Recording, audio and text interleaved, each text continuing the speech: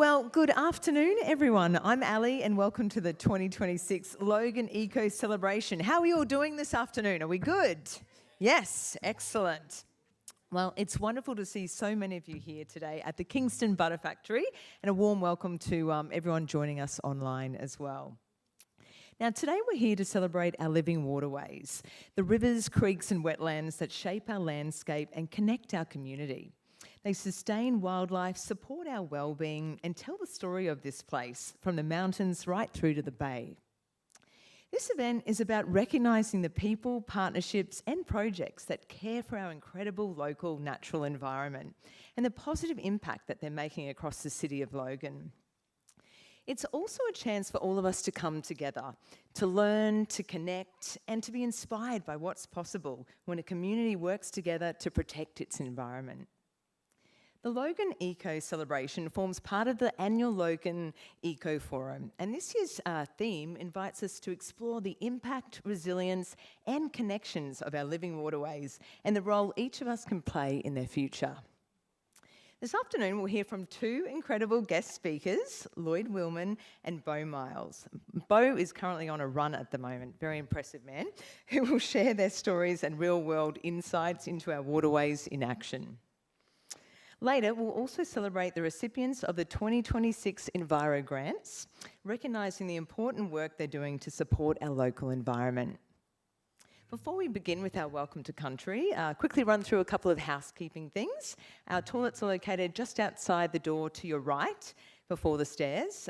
In the event of an emergency, please follow directions from our Logan City Council staff and head to the nearest exit. And complimentary non-alcoholic drinks, including tea and coffee, are available throughout the event, and you can purchase any other beverages from the kiosk. Okay, for those joining us online, welcome. Your microphones and cameras won't be available for this event. And if you have questions for our speakers, please pop them in our live chat. We'll be getting to that a little later on. Now, let's begin our celebration with a welcome to country. Please join me in welcoming Uncle Gavin and Reese from Native Born Enterprises to the stage.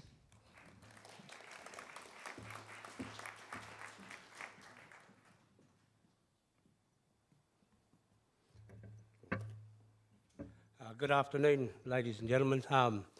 Welcome. My name's Gavin Tyson. I'm a traditional owner of the Yuggera clan, the traditional owners of this area where we meet today. Always an honour to represent the Yuggera people and doing welcomes to countries and that. Welcomes to countries are very important to us. It's been a tradition that's been passed on. Unfortunately, people think that we only make them up in '93 with Ernie Dingo, but that's false, because we got evidence from even Tom Petrie. He wrote it in his biography in 1869, I think it was, or 67, when the Duke of Edinburgh come to Brisbane. He engaged 20 of the Aboriginal men from Brisbane in the Senate to do a welcome to country. So I applaud the Logan City Council for carrying on this tradition, because it is a tradition to us. We're not welcoming all of you to our country. What we're doing is welcoming all the good spirits to help guide you and give you the right influences. Also, we call on all your spirits that are attached to you, all the good spirits that are attached to you. So I'd also like to acknowledge elders past and present, and like to acknowledge all the elders and all the dignitaries in the room today. This place here is very important to us. One of the suburbs in Logan carries our traditional name for this place, and that was Birrenbar. Birrenbar in the Yuggera language means south. Birren means south and Bar means place, so this was identified as the most southern land of the Yuggera clan. Also, the traditional name for this area that it used to carry was Karawatha. Karawatha in our language means place of the pine tree, so that's why the forest carries that name. And also, like I said, Birrenbar, the wetlands, carries our traditional name. And we applaud you for taking the role that our traditional owners and our elders used to do. We used to care for the land. It wasn't about controlling the land, and the waterways around this area were very important to us. Scrubby Creek, even when I was growing up, used to come into Woodridge, and we used to go to Scrubby Creek and catch big jewfish, freshwater jewfish and stuff like that. I don't know if you'd be able to do it today. Also, the Logan River, that connects 3 different clan groups, 4 different clan groups to that river. As you know, Yagara, we connected to it. You got the Guggenjin people on the other side of the river from Logan, and also you got the Mulunjali people out of Badesa that connect to Logan River, and then when you go east, we got the Quandamuka people that also connect to that. Just past Carbrook, that's when the Quandamuka people connect to that Logan River. So you got 4 different nations that used to care for that river as well, because it was an important food source for us. With, as you know, you have a look at the river before settlement, and that river was as clean as you could see it. It was like our freshwater creeks that come down from the mountains. That's how clear it was. But yeah, so the river systems and that, they are very important were very important to our survival. What we used to call our rivers, in our Yagara language, we call it warrel. Warrel means our rivers and our creeks. Duppel is the water that runs through that, through them creeks and them rivers, and that's very important to us through our women's processes of doing healing ceremonies. Where our men, we do smoking ceremony for our healing, where our women used to use that crystal water there and our crystals to do healing ceremonies for our women. So the 4 clan groups of the Yagara nation are the Yagara people, the Turrbal people, the Jagera, and also the Yugruple people from Ipswich. The connection to our waterways goes from the Brisbane, because we got a lot of our rivers that even the Yagara clan groups connect to. We connect to the Brisbane River. That's why 2 of our people carry that totem of the carpet snake. We believe the carpet snake created Maiwa. There is a name for Dungalumba. They used to refer to it, but that was a Yugambeh language group word for that, the Logan River. So the Logan River did have a traditional name, but it was used in Yugambeh language.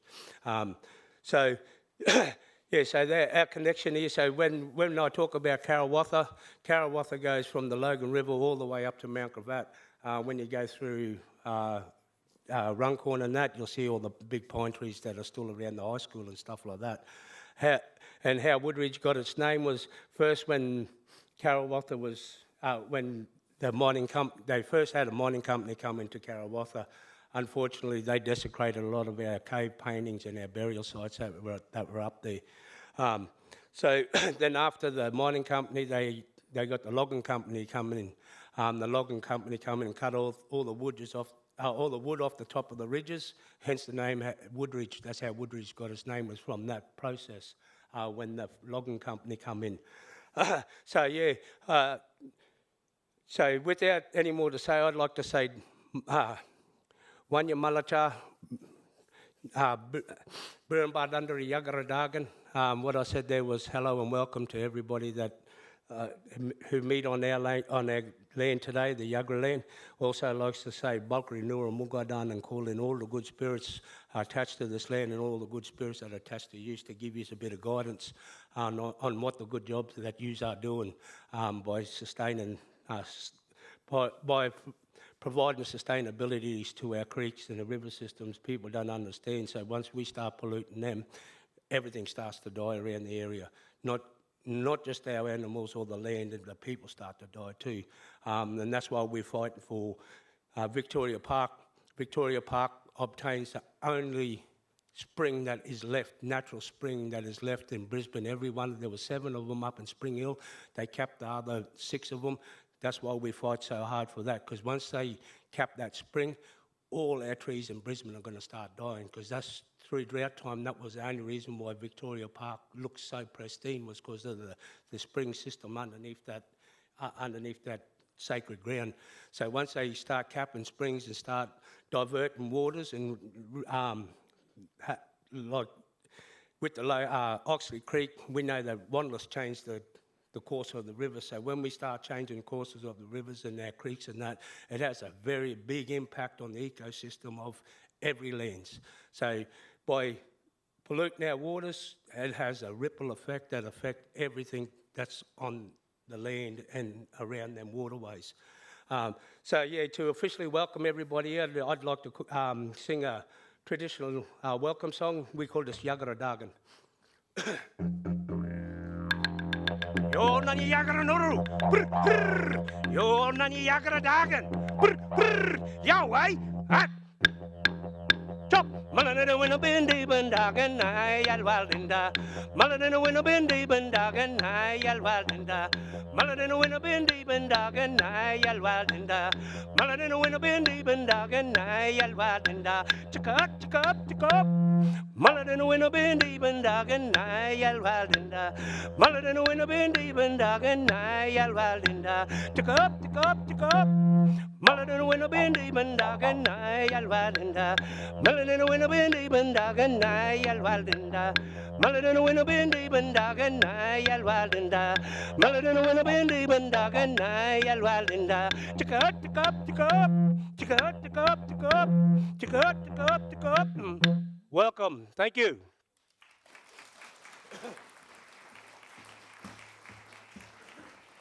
Oh, thank you so much, Uncle Gavin and Reese. It's a privilege to begin our celebration by acknowledging the deep cultural connection to country and the stories that continue to shape our environment.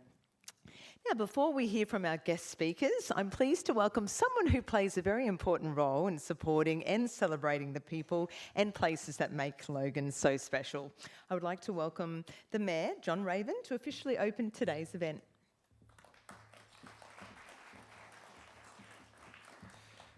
Thank you very much, Ali. G'day, folks. My name is John Raven. I'm very grateful to be the Mayor of the best city in Australia. And I want to give a big shout out to Uncle Gav and Reese. Reese is one of the best Dig players we've got in the city, and it's great to see such a young man taking pride in his culture and being keen to pass it on to others his age as well. I'd also like to pay my respects to the traditional owners of the land on which we meet, the Yugambeh and the Yagara speaking peoples. Uncle Gav's giving me the nod over here. I must have done something right. And long before this place was called the Kingston Butter Factory, it was their land, and they have shared it with us for more than 200 years, and they have suffered for that sharing. I want to thank them for their determination and resilience to pass on their language and culture from one generation to the next so we could know them and learn from them today, and pay my respects to their elders past, present and emerging. Now, today is an awesome day, and you can tell it's awesome because we've got three of the hardest working councillors in the city here with me today. We've got Councillor Tony Hall from Division 6, Councillor Natalie Wilcox from Division 11, and Councillor Miriam Stemp, who is the chairperson of the brand new Waste, Water and, what am I forgetting? Energy, there we go, it's a new one. The Wastewater and Energy Committee, which includes sustainability, natural areas and the environment. So obviously that's a very important part of the city that we're working through today. I want to give a huge shout out to Lloyd, who just pulled me up for not knowing all the rules about CARP the moment I sat down. So thank you for keeping me in line, mate. And of course, Bo, when he gets here later, to contribute to his speech as well. Now, it says here, start with a joke. I was just having a chat to Warren earlier. Now, he's a scout, and his scout name is Raven. And I said to him, mate, do you know the difference between a crow and a raven? And he said, oh, I think I do, John, but you better tell me. And I said, well, not many people know this, but the raven has an extra type of feather on their tail. It's the pinion feather. And Warren said, oh, so really the difference is just a matter of opinion? I said, that's exactly right, mate. That's exactly right. Now, events like the Logan Eco Celebration are important because they bring people together. They create opportunities for us to learn from one another and celebrate the incredible natural environment that makes the city of Logan such an amazing place to live. And as Mayor, one of the things that I love about our city is the natural beauty that exists all across Logan, from our rivers to our ranges, our wetlands, bushlands, and local parks. We are home to an extraordinary range of plants and wildlife, but I don't need to tell the people in this room that. What you might not know is we've got more than 5,000 species that call Logan home, and that's something we should all be incredibly proud of, and I know that you're working to protect and maintain that. But our environment doesn't thrive on its own. It thrives because of the people in this room who care deeply about it. The volunteers, the conservation groups, the schools and community organisations, businesses and residents who give their time, their energy and, yes, their money to protect our natural areas and create a more sustainable future. Today's a chance to recognise those efforts and celebrate the difference you're making, which is why we make a big deal out of it. It's also a reminder that every action counts, whether it's planting a tree, rescuing some wildlife, reducing waste, caring for local waterways, or doing something as simple as picking up litter. We all have a role to play, and we can all do our part. Together, we're building a greener and more resilient Logan for generations to come. So I want to thank you all for everything you do for our city, for being here today to celebrate. I would love to stay and listen to everything, listen to Lloyd's speech and be part of the photos. But tomorrow is budget day, so I've got to go make sure that we haven't put your rates up too high. I'm sure you appreciate that's pretty important. I hope you enjoy the event and leave feeling inspired by what you do together for our community and for the future. Welcome to the Logan Eco Celebrations. Have a fantastic Sunday afternoon, and I'll talk to you soon.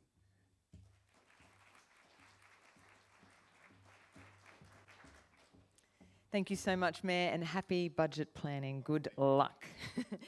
And thank you to yourself and the councillors for joining us in celebrating the people and projects that make Logan's environment so special. Now, we're excited to hear from our first guest speaker, someone whose passion has kept him connected to our local waterways for decades. Lloyd Willman has spent most of his life in the Beenleigh area, growing up fishing, hiking, and exploring the waterways of the Logan and Albert catchment. With a lifelong passion for freshwater fishing and conservation, Lloyd has been an active member of an ANZA Queensland affiliated fishing club since 1979, including 12 years on the state executive.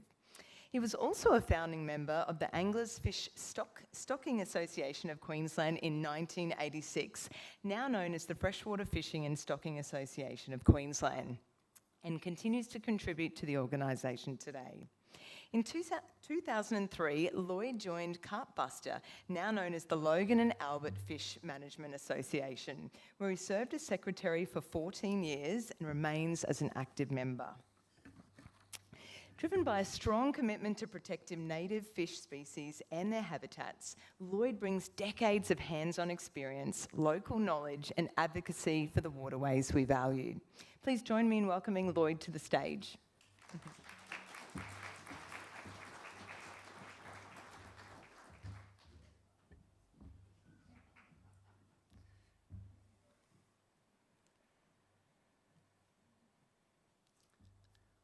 Okay, good afternoon and welcome.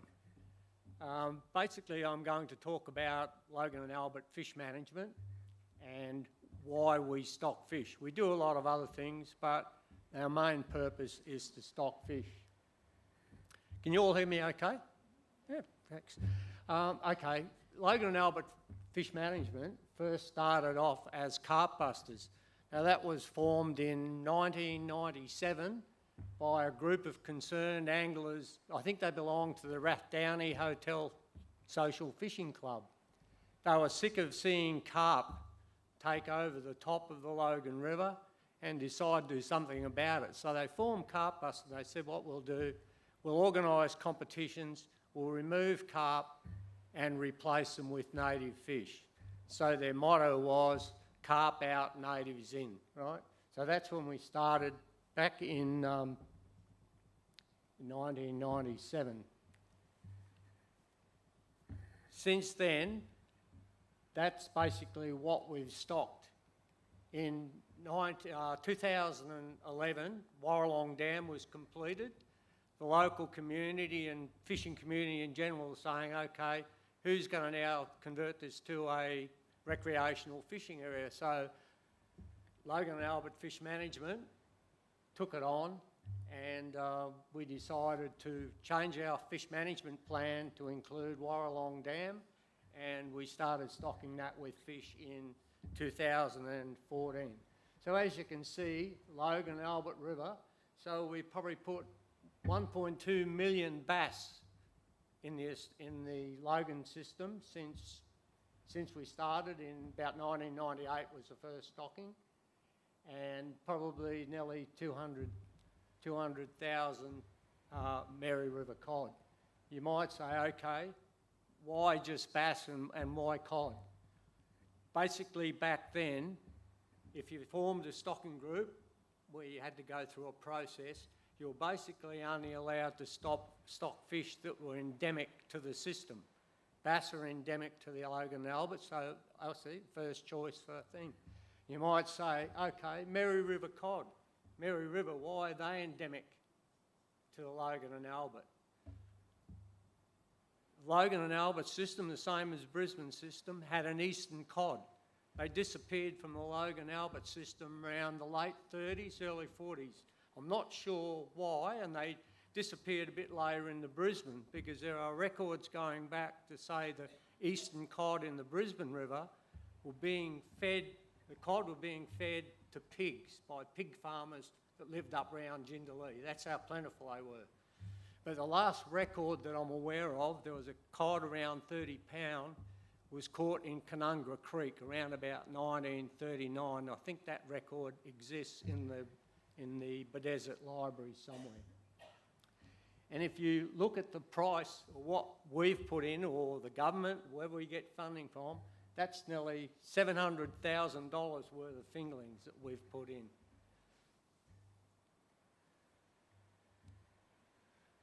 Okay, you might say, where do you get all the money from? That's $700,000.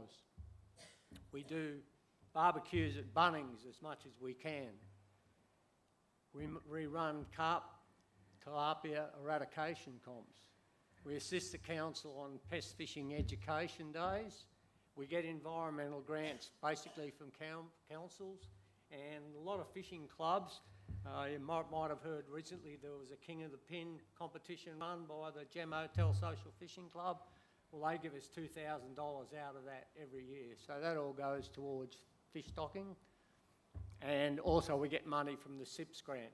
But that money, which equates to about $25,000 a year, might be more this year, that can only go to stocking in Warralong Dam. Because people that fish Warralong Dam, you need a fish permit, which is part of that stocking permit. So any money that comes that way has to go into Warralong Dam. Okay, why do we stock native fish? There are various reasons, and I'll go through them now. Ever since settlement around the Logan area, probably in the 1850s, probably around Bethania or whatever, settlements increased all the time and development has increased. That photo is the Logan River taken from about the junction of the Albert River looking downstream. On the right-hand side, you might know that as Rotary Park Drive.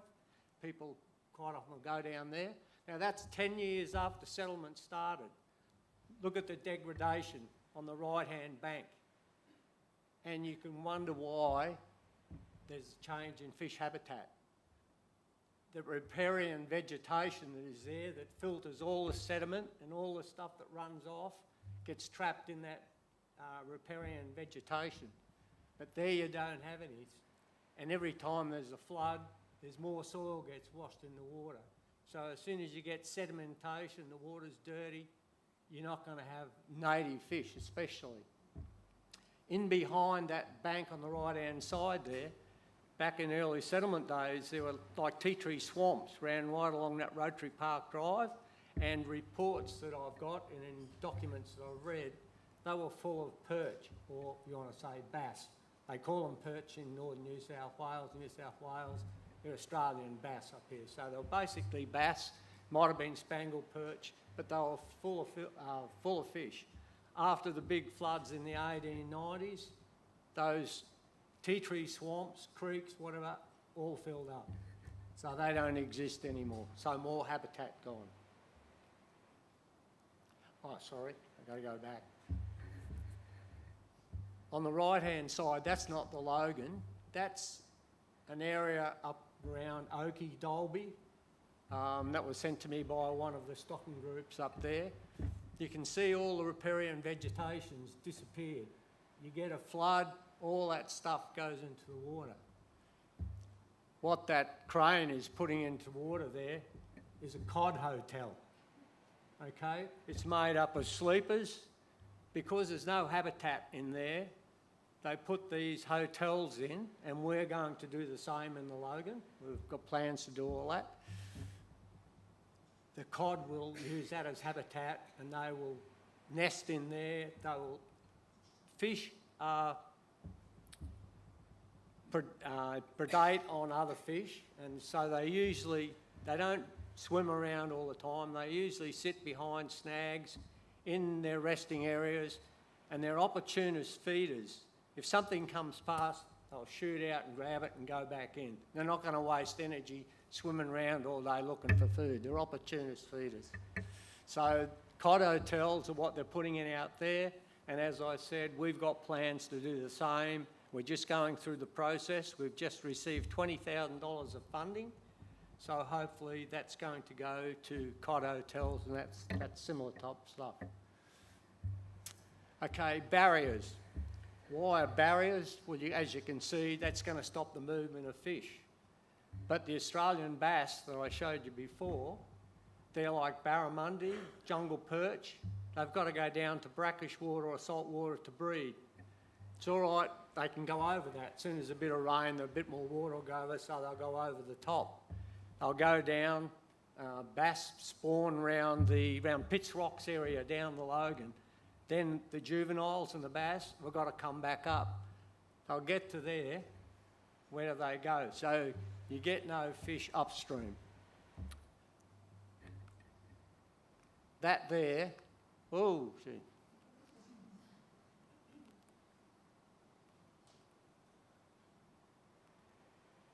Gonna go back.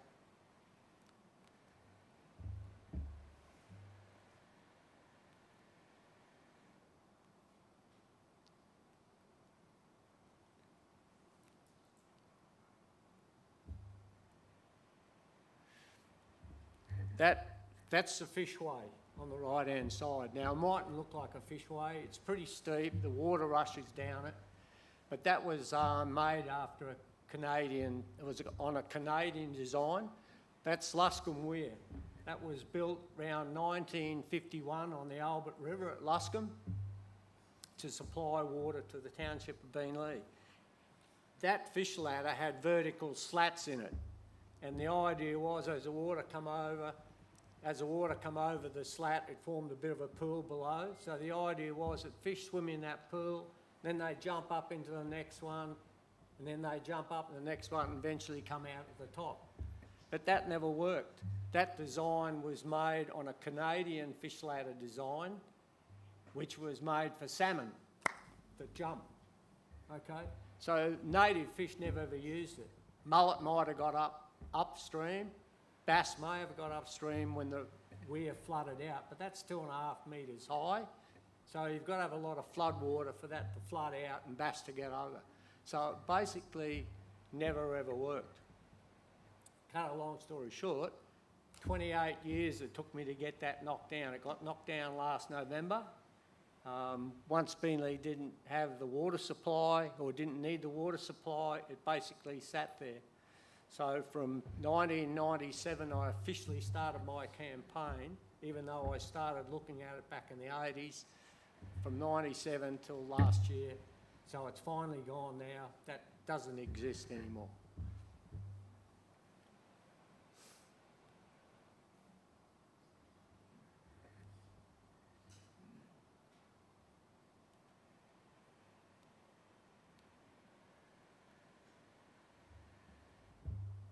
Okay. Okay, why else do we stock fish? To create recreational fisheries. You might say, okay, there are already bass in the Logan and Albert, why do we need to create a better fishery or a fishery? Simply because of the barrier and the other things that I've talked about, fish habitat, the fish numbers disappeared. When I first got involved around Luscombe Weir, I went right up Canunga Creek, right up around Tambourine, trying to catch bass.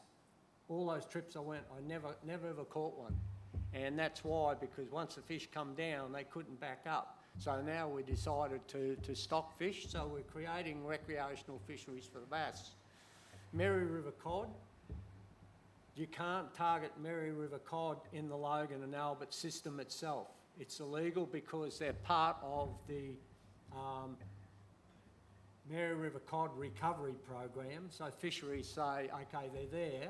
If you catch one accidentally when you're targeting bass, you must release it because there are no-take species apart from Warralong Dam. When we created Warralong Dam, I wanted people to be able to go and catch a cod not have to go out west 4 kilometres, 4 hours out west somewhere to catch a cod, should be able to catch one locally. So we're trying to make that a Mary River cod fishery, and so we've put heaps of Mary River cod into that fishery. As I said, you must release cod if you catch one accidentally.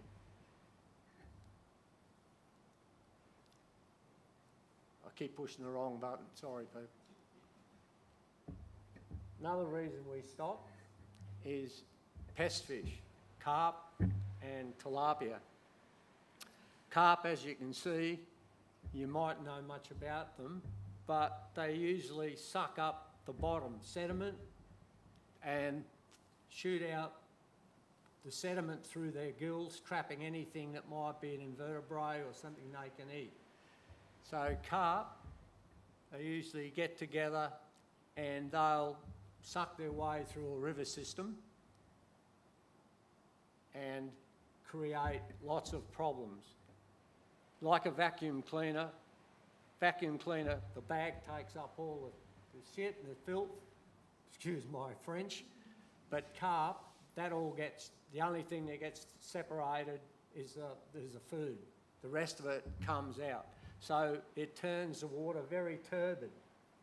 Once you turn the water turbid, and native fish like clean water. They like clean water. So once the water turns turbid, you're going to stop the river plants from growing because they like sunlight, okay? So they denigrate the whole river system.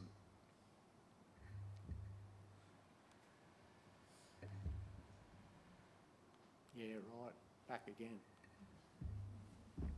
Tilapia. These things, carp probably got into the Australian system in the Murray-Darling back in the 1800s. They were brought over from Europe as a game fish, but more so in the probably 1900s, more of them were brought out and they've taken over the Murray-Darling. Tilapia were introduced into Queensland back probably 20, 30 years ago. They were introduced as an ornamental fish.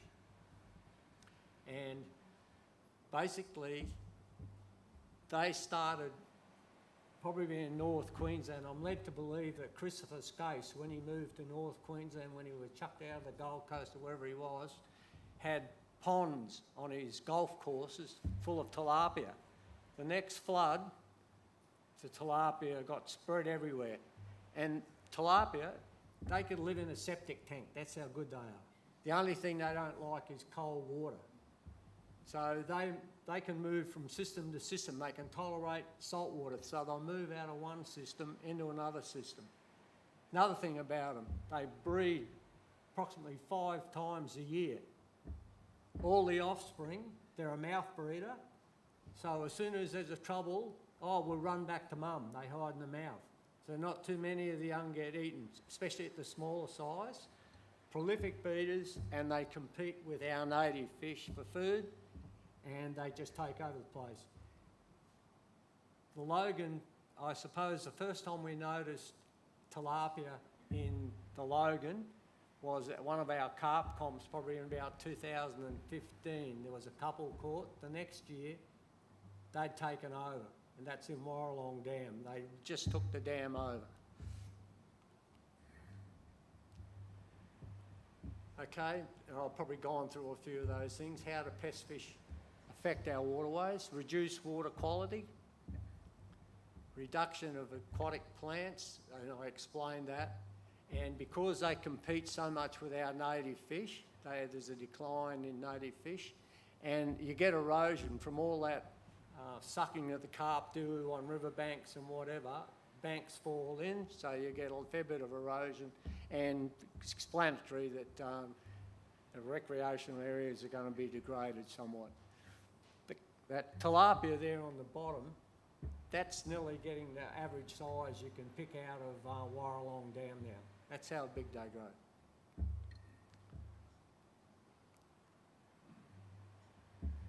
Okay, how do we control native species? Education, community awareness, no take, no value. Education is one of the main things. You're not going to outfish take all the carp and tilapia out of there. It's like cane toads. You can have a cane toad catching weekend, but you're not going to take many out of the environment. So it's basically education. The education is about kids not putting their aquarium species, when they don't want them, put them into the local creek. If you catch one, take it out, kill it. Okay? That's the idea. You've just got to get them out of the system, make sure that you don't put them back, and if anybody catches one, remove it. No take, no value. That's basically what fisheries say. A lot of people say to me, you can go and buy tilapia fillets in the shop. Okay, they're fully imported, but they're tilapia fillets. And I must say, I have eaten a tilapia years ago, when the first big one I caught, just to see what they were like. The idea of fisheries got no take, no value, and they've got fines on it. Once you let people take them home and eat them, they say, oh, geez, these are good, and they breed so good, I'll put some in a creek down at back of my place. Next thing you know, that creek's full of tilapia. Okay, so if you don't put a value on them, people aren't going to go and try and spread them and take them home and sell them and do all that kind of stuff. Another way you can control them is carp traps. Now, we've never used any around here. I'm not sure whether there's any council using them, but out west and around Oakey and Dalby, that group out there, they were setting carp traps and they were using them. I know in some of the lakes in Tasmania, they've used carp traps. They've put them in, they've tagged a few of the carp, and they know that carp are schooling type fish, so they can work out where the tagged one is and then set their traps because there's more carp around where that one is, it's tagged.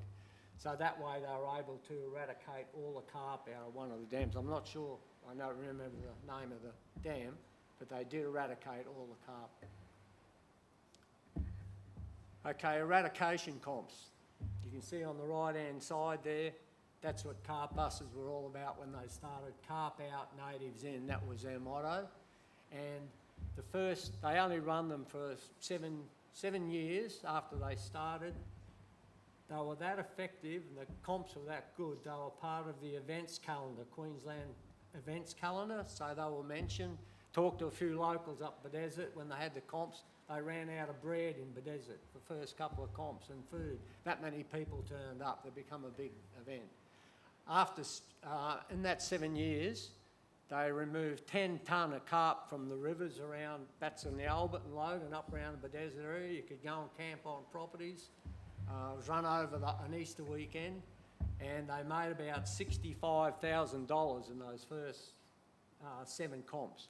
The comps were basically stopped because the people that were running them had other family issues. The people didn't have the time, so they were stopped. Back when Warralong Dam was completed, people would say, well, why don't you run comps again? So we decided to run comps again. We only run them now from Warralong Dam and only a one-day event because you're not allowed to camp at the dam, and it was easier just to do a one-day event and try and run over 2 days. Point about that, you can have a competition every weekend at Warralong Dam. They're not going to make any difference to the population of fish. So it's more about education than removing the numbers, because competitions only remove a small number. That's basically some of the figures from all the comps that we've won at Warralong. As you can see, we've got an average about 240 people fish the comp. Now these comps only run for 6 hours, and you can see some of the figures. Initially only started off as a carp comp. We didn't get any tilapia. 2014 we got 75 tilapia, and as you can see, probably the best weekend we had was in 2018 when we got 2,109 tilapia. So it's like any fishing. You have good days, you have bad days. You can see there a couple of years we only had 480 fish removed. But that's some of the statistics I've been keeping on. And as you can see now, and some of the carp up around 7 kilos. So that's a big carp. And a lot of the size of tilapia, 2.85 kilos. Now that's a big fish. How do we control carp? Biological controls. Now I got involved with carp busters back in about 2003, and they were talking about daughterless carp back then. It still hasn't been introduced. The idea with daughterless carp is that carp are injected and then all the offspring are males. So eventually they'll breed themselves out because there's no females left. But that still hasn't been introduced, but they've been talking about it for 20 odd years. Carp herpes virus, as you can see from the picture out of the Sunday Mail, the government allocated $15 million to the carp eradication or the carp culling type process. That still hasn't been introduced. The idea of the carp virus is it spreads on contact, and what the major issues are, you get a big school of carp somewhere in the, say in the Murray for instance, or even in the Logan, school of carp, they touch each other and they can die within 24 to 48 hours. So all of a sudden you've got this massive kill of carp that can be up to 7 kilos, all dead at the one time in the river. Now that's going to create a bigger environmental problem than the carp themselves. At the moment, I think that carp control program is in the hands of each state government. CSIRO have done all the years, they started back in the early 2000s, all the testing to make sure that carp herpes virus wasn't spread to any other fish species or any animals that come down and eat dead fish. They went through all those tests. So it's since that was 2016 that announcement was made, and here we are 10 years later and no one's introduced it anywhere that I'm aware of. Biosecurity, okay, those words up there are part of the Biosecurity Act in Queensland, and basically what it's saying is we all have a responsibility for biosecurity control. So that means it's up to you, up to the ordinary person in the street to have some kind of control over tilapia if you catch them. One of my pet things that I've been pushing for fisheries for years, and I'm getting nowhere with it, why bring these things in the aquarium trade so people can have them in their aquariums, and what happens? 9 out of 10 of them, they're going to get dumped in the creek, aren't they? No kid's going to, mum's going to say, get rid of that fish. So what are they? Oh no, I'll put it in the creek down the back. So why bring these invasive species into our country when we've got that many beautiful little natives? You know, Pacific blue eyes, all the rainbow fishes that you can get, gudgeons, the guppies, or not guppies, they're introduced as well, but all the different types of gudgeons and, as I said, all those type of things, why not use them? All right, getting to the end. So basically what that fish, by the way, was caught 2 months ago, less than 2 months ago at the top of the Logan, 900 millimetres. Okay, it was part of our tagging weekend. We tag Mary River cod so we can monitor the growth, movements and all that kind of stuff. Fisheries took our tagging project off us back in 2016 when Traverson Dam became an issue. They said, okay, the reason Traverson Dam didn't go ahead was to protect the Mary River cod. So they said, okay, you can't do anything with Mary River cod, you can't even catch them, tag them in the water and let them go. But after years of trying, I got the tagging program back on the board early this year, so we're now back tagging Mary River cod. So as I said, that's a sample of what you can do with a bit of stocking. Okay, there's some of our contact details, and I thank you for listening and being a part of that. Stay there. Thank you so much, Lloyd. You can take a well-earned rest, and we're going to do. That was absolutely fantastic to learn so much, and we're going to pick his brain a little bit more with a bit of a question and answer time now, and so you can start having a little bit of a think about if you have any questions, and after my couple, we can head to the audience for some. Cool.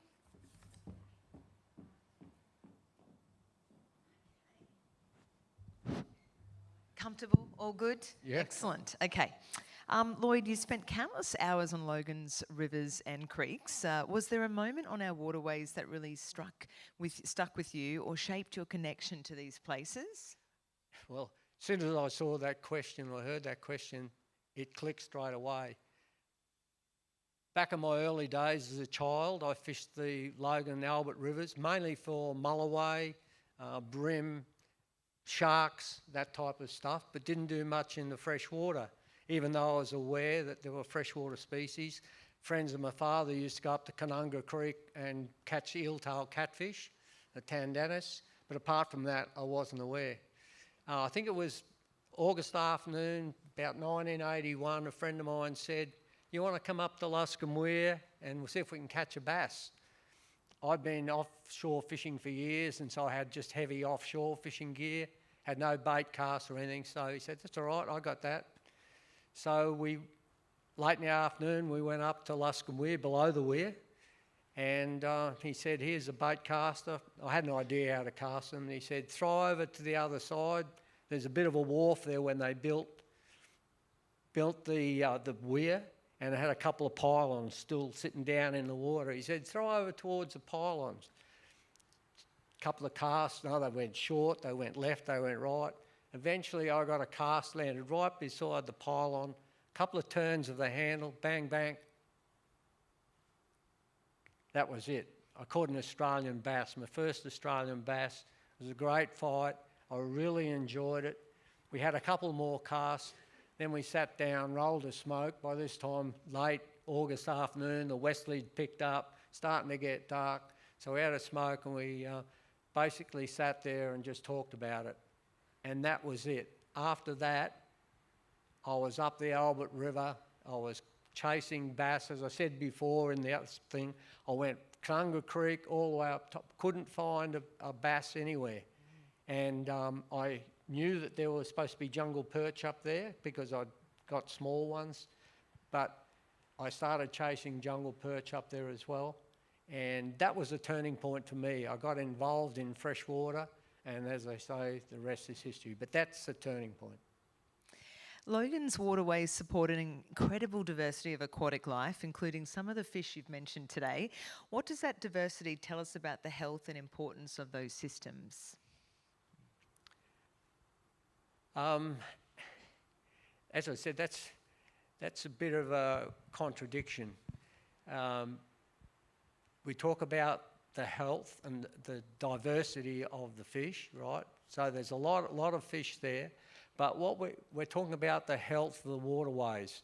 And even though there's a lot of fish there, but let me talk. I compare the river systems to their body.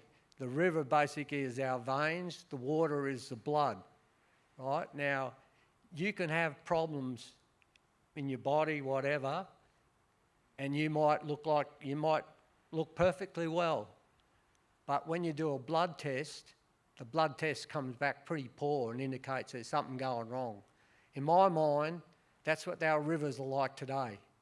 The diversity is there. You can still go up, catch all these different species of fish. It looks great, but actually it's not. Healthy land and water, there are NRM, National Resource Management Groups, their report on the Logan River is poor. From all those scholars that remember gradings, that's a D. So the health of the Logan is a D, right? And that is because it's a fast-growing area. You have a look at development that's going on. There's massive amounts of riparian vegetation that are and this applies to the whole of southeast Queensland, actually. They're all the same. The riparian vegetation that's disappearing and all the development, Yarra Bilba, all those areas out there where they're building houses, you get so much more sediment runoff and pollution from all our stormwater, okay, siltation from all our carps. So the river's not in a really good place. But, as I said, there's fish there, and it's like a person. You can look perfectly healthy on the outside, but do a blood test and you're stuffed.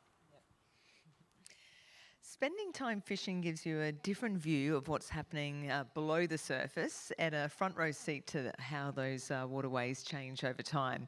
From your experience, what are some of the signs that show these ecosystems are more resilient than people might expect? Okay, well, people probably think they're resilient because a lot of those species are still there.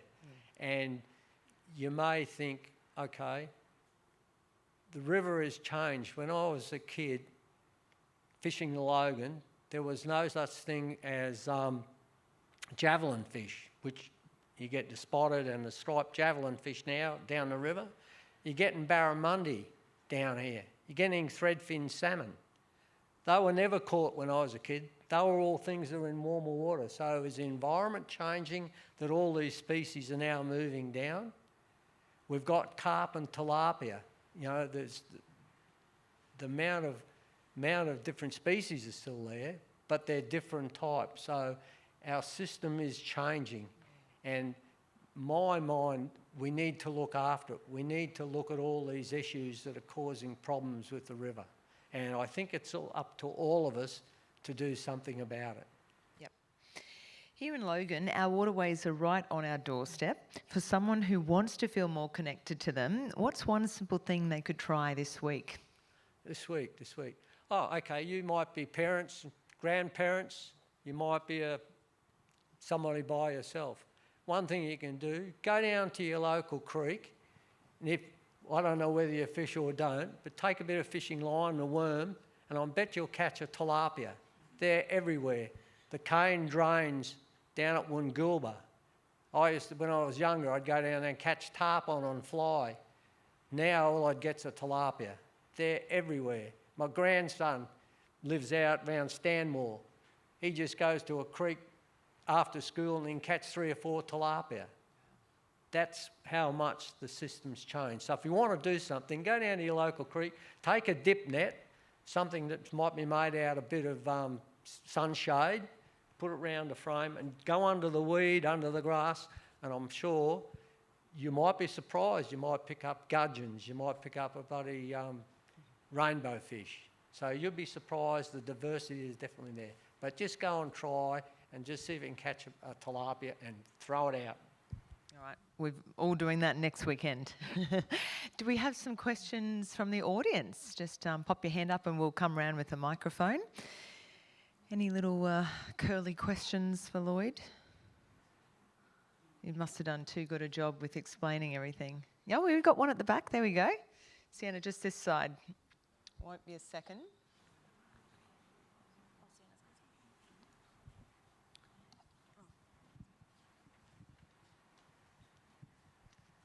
Just wondering if you've noticed any correlation between the massive increase in carp in the Logan and Albert rivers and the disappearance of platypus from the Logan River and the massive decline in platypus in the Albert River? I would say that's a good chance. When I was younger, I was in the Scouts and used to do a lot of camping and that.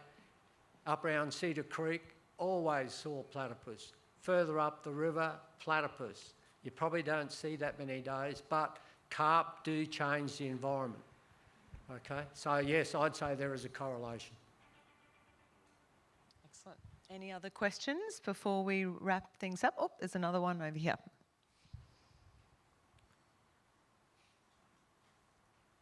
Hi everyone, I'm Sandra.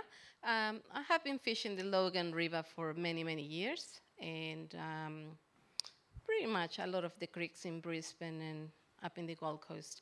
But I came back to Logan again from Brisbane probably 7 years ago, and I go fishing regularly. I've only caught 1 mangrove jack in the last 7 years. Yes, well, okay, mangrove jack fishing. Now that's the whole story. You can be none out of 5 or maybe 3 out of 5. And when I'm saying that, you can go fishing 5 times for jacks and catch none. Or you can go 5 times and catch jack on your 3 times. To catch mangrove jack, you've got to go basically with them. If you want to, I mean, I did it for years, chasing mangrove jack down the Pimpamar. I had to pick the times. I was fishing before daylight. I was always fishing around the last hour of the run out and the first 2 hours of the run up tide. To get them to coincide, you've got more chance. As I said, they're an opportunist fish. They're only going to hit and take a lure or whatever you're using if they come past the snag. So you've got to be right in their face, right in the snag. If you fish at low tide, I know you can get them high tide, but there's more water around the snags. Low tide, the water level is low, and if there's a snag there, there's only going to be a certain amount of it under the water. So you've got more chance if you fish around the times that the fish is going to be looking for fish. Now I know I've been down the Pimpamar River before dark and they've been out in the open, right? That's because it's dark and there's no light on them, so other bigger predators can't see them. So you've got to think like a fish. Okay, so if you want to talk to me afterwards, I'll be outside having a cup of tea, so come up and talk to me and I'll fill you in on some mangrove jack fishing. Love it. Good tips. Oh, you've got a question? Okay. Over here, one more question. If the health of the water isn't that fantastic, are they testing the health of the fish if there is chemical residue? I didn't quite get. Oh, could you just repeat that?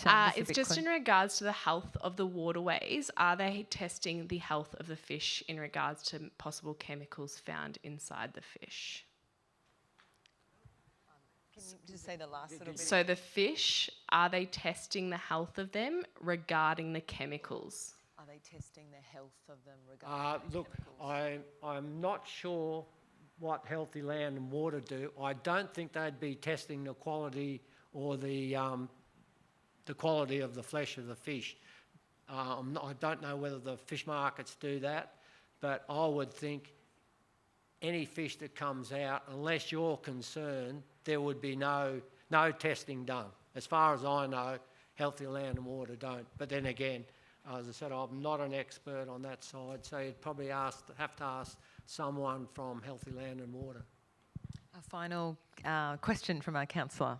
Thank you. On behalf of my husband who couldn't make it today, what's your favourite place to fish in Logan and what do you like catching?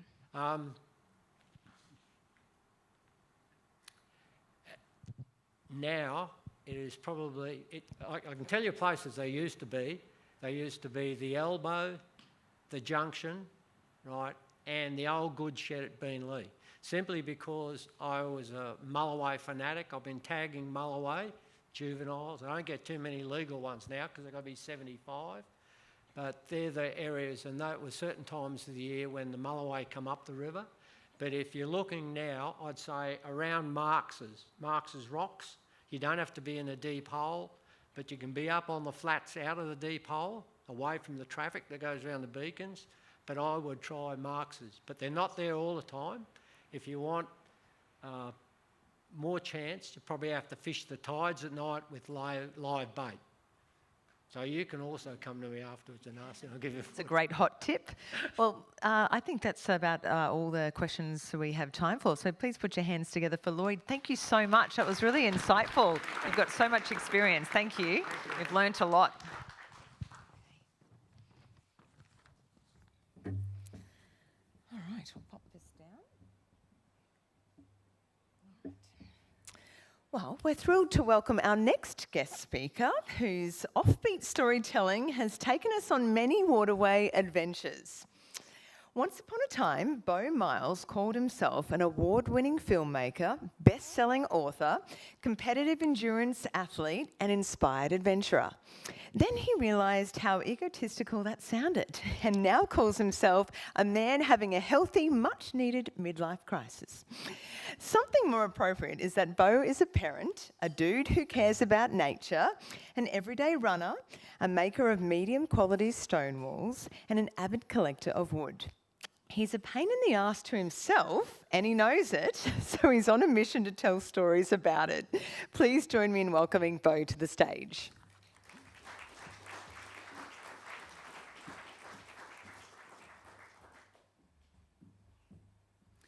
Hi, folks. How are you? Thank you, Lloyd, for that. Thank you, folks, for inviting me up here to the nice warm weather. I left Victoria yesterday afternoon. It was 9 degrees and snowing in the hills. Beautiful. Then we get here and I walk around the place and I get sweaty again. I thought, oh, that sweaty stuff, right. Which I love, actually. And in fact, that's why I kept my almost sweaty top on. I just went for a little jog around the precinct just to sort of get a lay of the land before I have to get back on a plane. And I left my top on that was sweaty because I want to take you on a bit of a trip of photos of mine, 20 or 30 photos, and just tell small stories about them and how, in many respects, my life has been geared around water. Half the time I've realised that, but a lot of the time I haven't. And I think that's pretty typical for humans. We take our water now so for granted because we're so civilised. We wear Gore-Tex jackets. It comes to us in pipes that's potable all over the country. I suppose, look, Australians maybe not as much as other places because we're such a dry continent, the driest occupied continent on Earth. But still, as a civilised people now with cars and houses and beds and these fabrics that propel water, I feel like we don't get wet enough. I've had a really good, amazing life, and I thought I'd just take you on a bit of a journey and tell you about my kind of trips with water or where I've thought about water over the years. I'll start with this one, which is running down the diurnal Finke River. Now, the Finke River in the centre of Australia, it doesn't have water in it all the time. It's got permanent water holes nearly all of the time, and it has so for longer than any other river on the Earth. It's estimated to be up to around 400 million years old. Makes sense. It's the dead centre of Australia in a very dry continent. Australia didn't always look like this. We were a larger landmass at some stage. But even then, this river has always had some kind of activity. They know it's amazingly old because the mountains have formed around the river and not the other way around, which is a fascinating context. That this thing I'm running down here, the Finke River in centre of Australia, is so old that that's the opposite to our thinking, that a river is not coursing its way through rock and sand and making a pathway, it's the other way around. Does anyone in this room know who the heck I am? Who's this fella that's been brought up from Victoria? A couple of hands.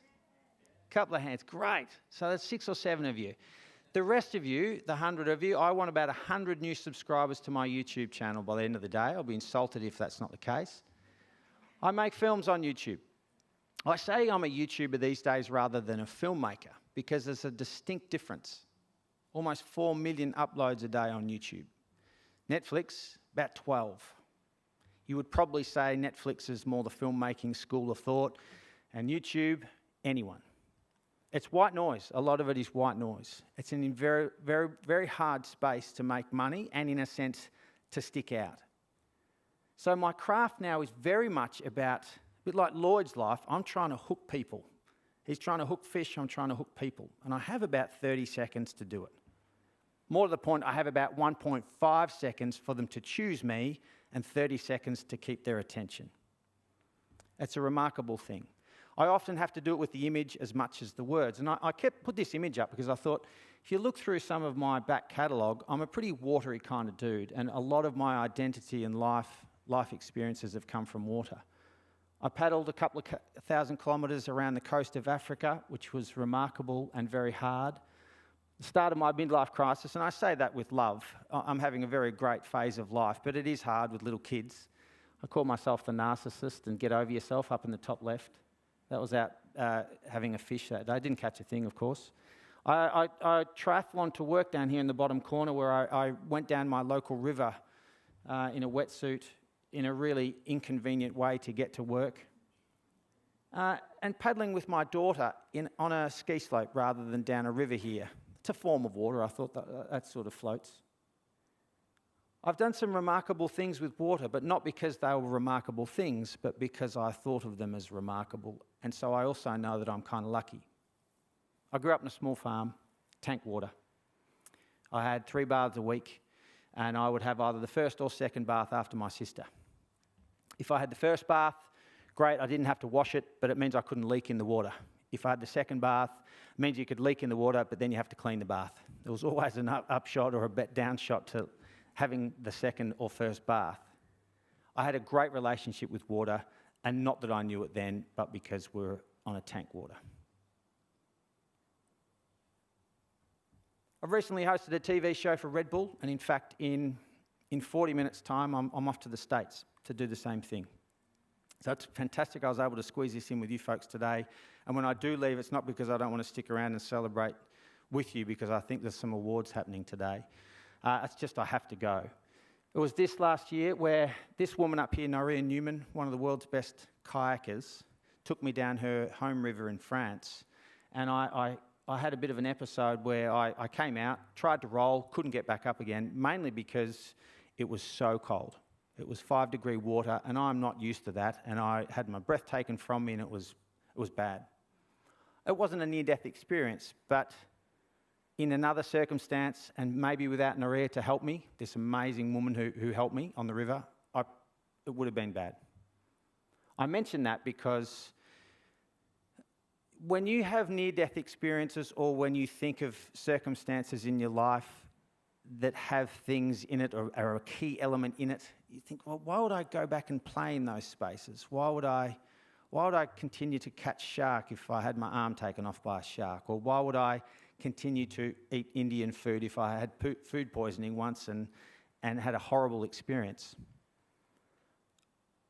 I love water because of its natures, and because, I suppose, of how much of an adventure space it is. It is remarkable.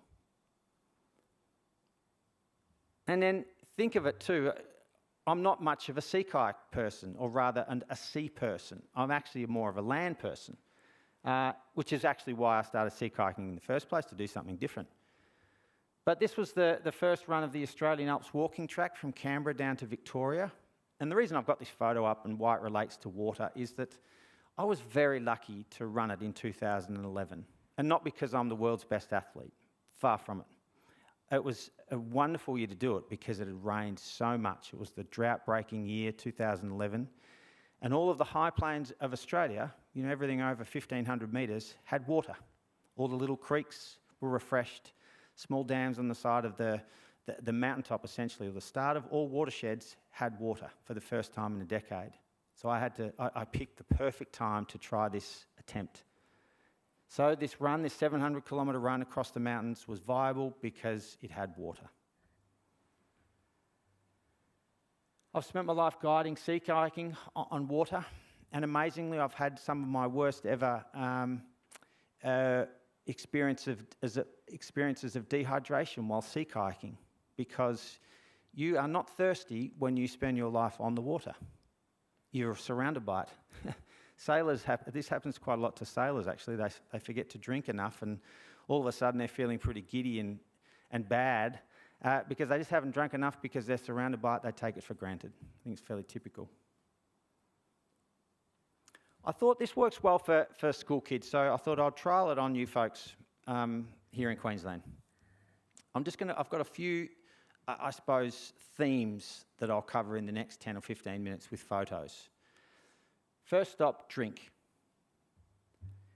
I'm not sure if you do it much, I don't enough, is to stop and think where your water's come from when you drink it.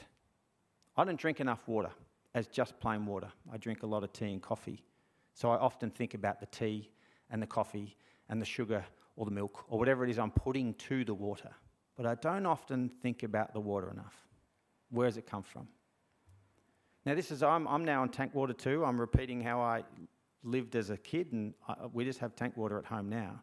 But I don't even then think enough about the process of where the water has come from. I know it comes from my tank and it came off the roof, and I know that 10 millimetres equals a certain amount within the tank, and I'm constantly gauging that.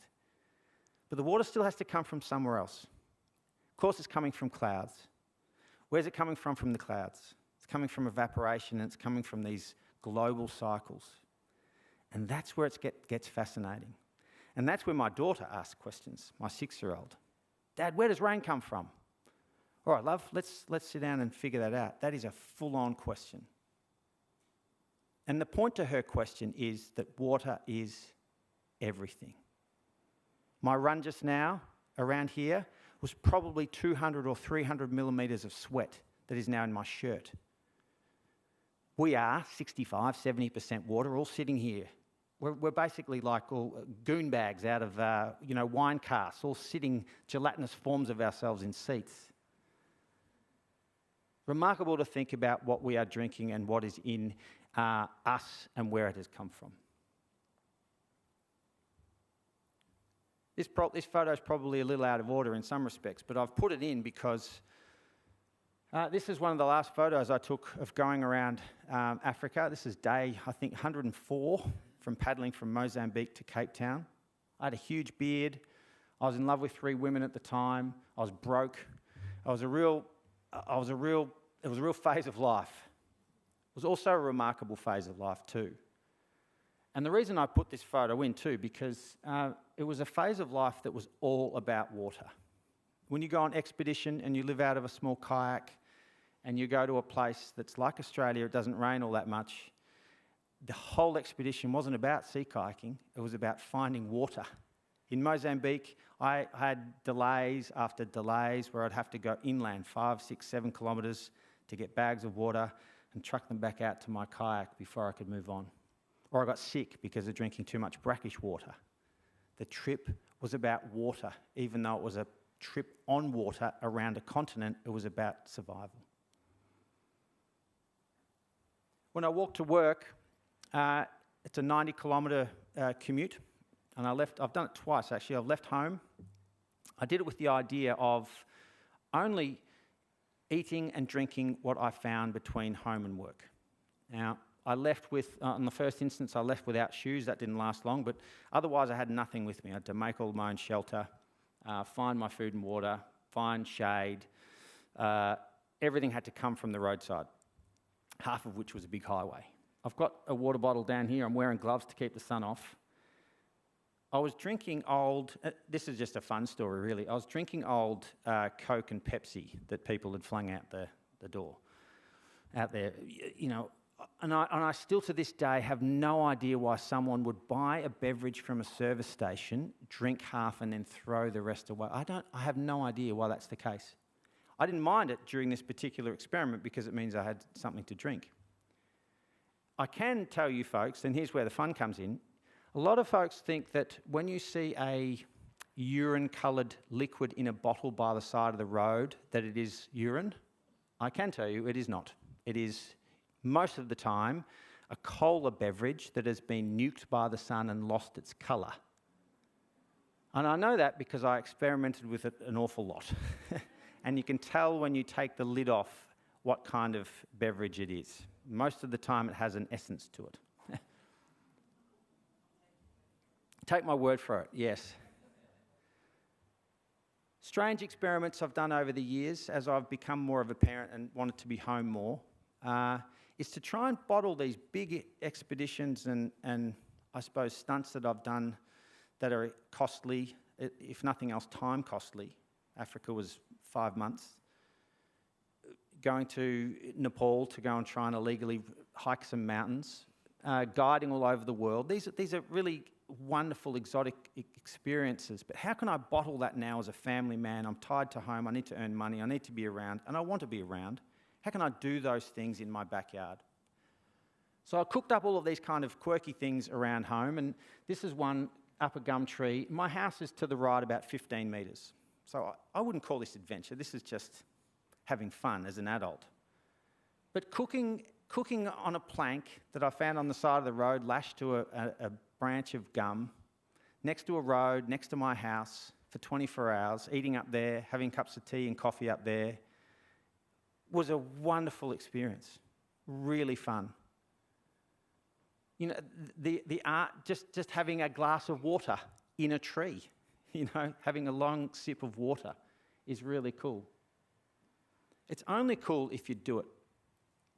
And one of my points of contention, or one of the things I try and, I suppose, advise folks on, because I don't like giving advice in any way, shape or form, is to often do the things you think.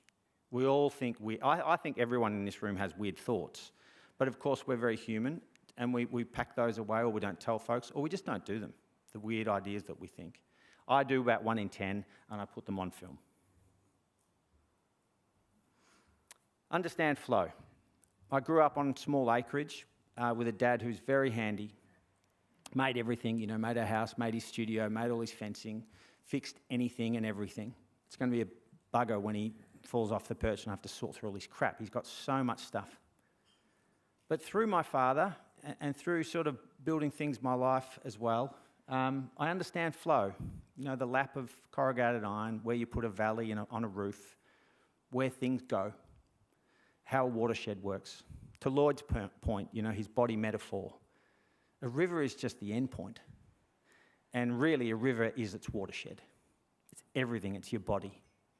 And absolutely, there are some sicknesses amongst us today that we have no idea of because it's so well hidden in our body.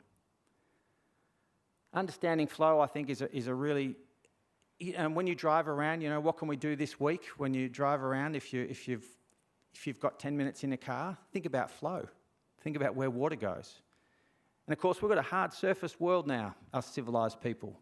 Us gutters rush water places. It never stops. And that's a problem. Whenever you renovate a house, here's my little country home that I live in now. It's very different to when I bought it. It was all about understanding flow, where the weather comes from. In this case, it comes from right to left. And so you start to design things that way. You see the weathering of the weatherboards, weather in a particular way from where the weather comes from. How wide your flashing will be on one side of the house compared to the other, based on flow. It's nice showing this photo in Queensland. This is a very illegal building on my property in Victoria. All out of recycled materials. And of course, yeah, trying to understand flow, the way it is positioned, you can see it's sort of crappy and wet in the background. All the water is coming in from this angle, this oblique angle, 80% of the weather. So it's open-sided at the front, and virtually no weather gets in from the open-sided nature of it. This is a total faux pas. It's sort of a watery related story. Had to build this yurt twice. This is at a summer camp I worked at. I've only ever been to Vermont, and I worked there for 10 years, Vermont, north of New York, in the summer. Gorgeous, beautiful summers, humid, long days, of course. And I built this yurt. This is the second building, but the first time I built it, very similar profile. I didn't put a snow pole in the winter, so it all collapsed. 4 foot of snow, and this building just collapsed. And I often think of that when I go to Tassie and when you go to Victoria. And I was thinking that this morning, walking around your streets of all of your Queenslanders built up on sticks. I assume that's for airflow, but often for water as well. In Victoria, we have high-pitched roofs because of snow load that never eventuated. But of course, the Brits didn't know that when they came out. They built everything at 40 degrees or 35 degrees for this snow. Well, it happened there, and I learnt my lesson. Had to build it twice. My last one on flow, this is a little cabin I lived in for those 10 years of summers. And it was all about, I never understood, Americans don't do corrugated iron. You know, it's a real Australian thing, and in fact, we invented it. I think it was the 20s or the turn of the century. Corrugated iron is an Australian thing. I never understood why they don't have it in the States. They have rolled roofing of big sheets of tar. It gets leaks all the time. And this was my bunk in here, and it would just drip. It's like Japanese torture, just drip, drip, drip all the time. And I'd have, old jam jars and tins and whatever spread around the place. It's quite charming. But fundamentally, flow goes back to our understanding of rivers. This may be like Lloyd catching his first bass. Was it bass? This was my first big moment of Bo wanting to be a global adventurer, wanting to do impressive feats that maybe generically the world would understand as adventure. Before I commuted to work, in the same vein as walking to work, finding my stuff, I paddled to work. What usually took me 65, 70 minutes in a car took me 4 days following whatever water I could. It was the hardest 4 days I've ever done. I tried to give blood the following day after that fourth day, or the 4-day trip, and the nurse thought I was dead, sent me home. My vitals were washed out of me. It was an absolute shock that I thought I knew this river, that I first swam on, first fished on, travelled next to for 10 years. And you go down it and you have an intimate experience with a water body, a watershed or a river, and it was shocking. This started my Bad River series, which was a film series which has all come out, and a book's about to be released. Here's me sitting on a discarded couch next to that very river. This is about 3 hours later, actually. So the mouth of the river is to the right of the screen, and it pops out, and my little red kayak went across Western Port and then went up a creek all the way to the university where I was working at the time. Remarkable trip. As part of that series, this is good as another illegal photo here. I'm on the left of the fence, you can see. That's a legal side, that's an illegal side, and off I traipsed towards this mine in Tasmania to see the runoff from this very famous copper mine. At one stage in life, the most prolific copper mine in the world, 1880. It now leaches into the Queen River, which is considered the sickest river in Australia. Dead. Basically acidic. Nothing can live in it. No DNA traces at all. Worth checking out on YouTube tonight, folks, just to give you a bit of an injection of positivity. That's the water. And it's everywhere, of course. Wonderful to see, that is a real watershed moment, pardon the pun, of that small levee wall, which essentially is a dam on the Albert River, being taken down last November. Remarkable. In fact, I was in cahoots with your shire to potentially be the first one. As soon as it gets jacked away and the excavator was away, I wanted to paddle down it to be the first person. Dam removal in Australia, dams have a shelf life of 100, 150 years anyway because of silt and many other things. The more we get rid of our levees and dams, the better, for many reasons. Same can be said for when we turn a river into a canal. Fast flowing, get rid of the watershed. This is Cook's River in New South Wales, in Sydney. The reason it is amazing, the reason it is a martyr in Australia, is that Cook's River, named Cook's River, is because Cook filled his barrels in 1769 when he first dropped anchor in Botany Bay. Most Sydney-siders don't know it, and let that wash over you. The very first water that Cook was able to drink from the continent before he went away, and the colony then came 19 years later, is now the sickest urban river in Australia, in the biggest city in Australia. Amazing. Tragic. And it's all over, all through our cities, all through our country.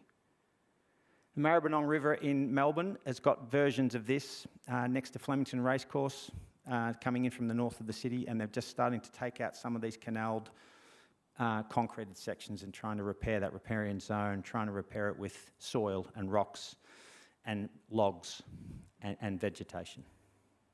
So we start to know. I thought this is just a lovely poetic photo. It's just a gorgeous photo. My friend Chris, who was helping shoot that film, came with me. And this is underneath a giant car park on Cook's River. I'm in Cook's River right now, underneath a car park, a 2-kilometre section of the river itself, which is no longer a river. I thought I'd just finish on that, just to make us feel fantastic about ourselves. Water is everywhere, of course. In my travels around the world, seeing these big things full of water, living on water, surviving through the eras. This is General Sherman in the US, considered the largest tree in the world, the heaviest anyway, not the tallest anymore. Walking to work on the second time. I knew it was going to rain that night, so I had to waterproof myself with some housing insulation. I got married. It was pissing down rain. I thought I'd just show that photo with my gorgeous wife. It rained that day, having not rained for 10 days. It was as typical. I hear that's a good sign for your wedding. That's right. And then making connections, just to finish on today. This was 6 days before those buildings at the end of the photo were flown into. And how environmentally and culturally things shifted. I haven't lived through a world war. Maybe not many of us here have. I imagine that's a very big, impactful thing on the culture. Of course it is. This is maybe our version of it when 2011 that happened. The environment took a back step when September 11 happened, because there were some other things at play that people focused on instead. And there's a map of that, there's an ecological map of that politically our decision-making and policy across world policies shifted because of it. And we're now making our way back with the importance of climate change. And I suppose too, it's about being wrong sometimes as well, that yes, our policies shouldn't focus on one thing over another. And I show this photo because I'm a bit of a grassrootsy kind of, I'm left more than right if you were to call me anything political, I suppose. But mostly I just like camping when you don't have a bloody screen with you, or when you're off-grid and you don't get reception when you go camping or running or hiking. So when I saw this, and I'm a Telstra user because they've got great coverage where I live, but when I saw this, I thought, that's crap. They are promoting this huge telco is promoting these kids laying down, having a great time, watching a laptop whilst camping. And I thought, hang on, Bo. You're a YouTuber, mate. They're probably watching you. Fair enough, Telstra. And so we're often wrong. Yes, I'm now feeding this machine in your pockets. I can now make a story and be, with one click away, most of you in your pockets. That is a remarkable thing, and it's part of the machine. And in some respects, use it for good. I would elaborate on this if I had more time, but as soon as you put yourself out there for those kind of views, someone will have a go at you. And that's fair enough. And that's a really good, transparent thing about something like YouTube, is where if you put something out there that people don't agree with, they tell you about it. Fundamentally, though, I just go back to my fundamentals. What do I believe in? Or what are these experiences that are shaping my life? And something like this. This is my first daughter, May, and this is her first experience at the coast. She was a COVID kid, so we weren't able to go to the coast for 18 months or so. And so this is her first experience of the sea, and we're able to capture it with a simple image. Lovely moment, and all about water too. I'll finish with this in that there's so much power in the outdoors and so many powerful things we can do, but it's really fundamentally I've got to keep it to myself, how I interpret them. Our relationship with the world is how we interpret it, but it's also a disciplined thing you have to do, or I find I have to do. I have to actually actively think about that canal that I just crossed to get here to the centre, and take notice of it, and take time to notice it, to then potentially go on to understand it. It took me 20 years of not really knowing how sick my river was down the road before I made the decision to go and see it. And all of a sudden, by doing that and having that experience, that 4-day experience, I have shifted my worldview. And so yes, if you wanted to do anything this week, it's to try and give yourself that opportunity to shift your worldview, small, to whatever degree. But you've got to make that decision to do it. I thank you very much. I tried to leave myself. My Uber gets here in 12 minutes to take me to America. So I've got about 10 minutes to have some questions. Does that sound all right, Ali? Thank you, everyone.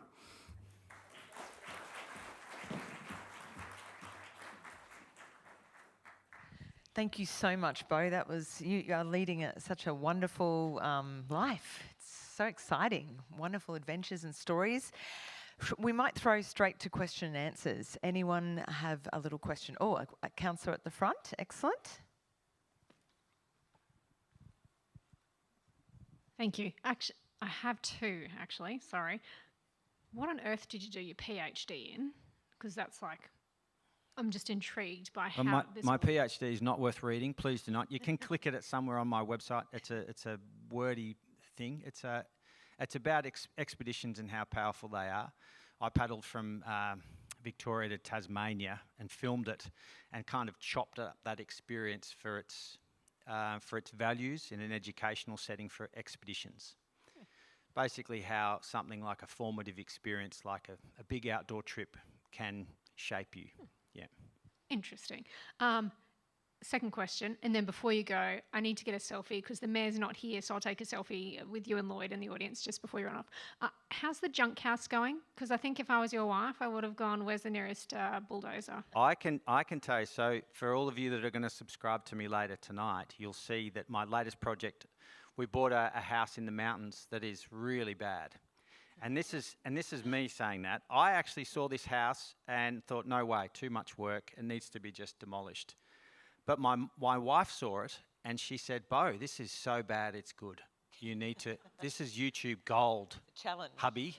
Yeah, so she now, every Wednesday she comes up with me and works, and she's just learned how to chainsaw and she's kicking butt. But the first real episode of that goes out today or tomorrow. And we're in for the shock of our lives, basically. Lots of work, but super fun too, in a beautiful location in Victoria. Yeah. Good plug. Thank you, councillor. Yeah, well, definitely. I'm going to have a look at that one tonight. You think it might be? It might drop tonight? Oh, there we go. There we go. Watch it when we get home. Another question? Anyone else have a question? Yes. Okay.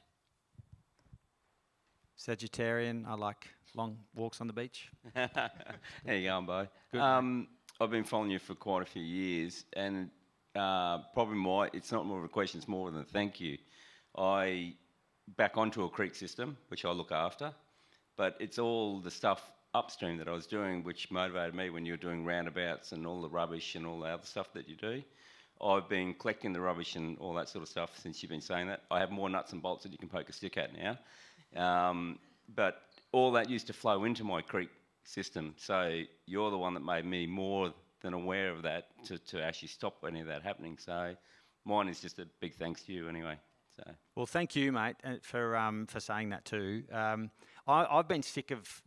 There was a sense of negativity with my talk tonight that you reach a point where you think, the world's kind of stuffed.